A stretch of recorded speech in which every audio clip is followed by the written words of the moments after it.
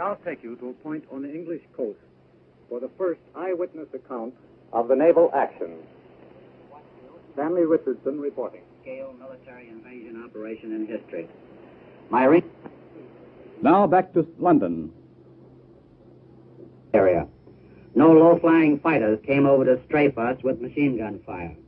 And no enemy vessel, not even one of their vaunted E-boats, came out to the attack. The officers and men with whom I rode wondered searchingly about this. They had been keyed up for some real German opposition, both from the air and the sea.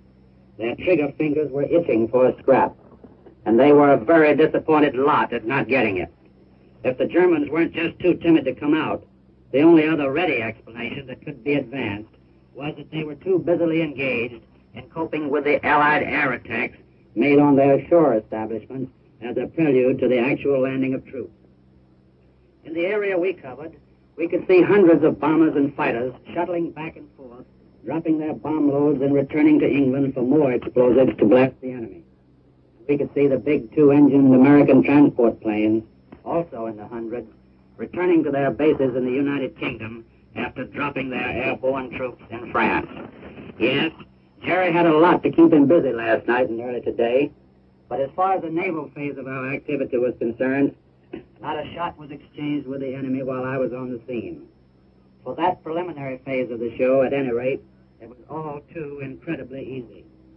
We left our patrol torpedo boat based in daylight to accompany the slower-moving light advance guard of ships which had to pave the way for the actual landing. One of our missions was to protect the Allied minesweepers, which cleared a wide channel straight to the enemy shore for our troop transports and supply ships.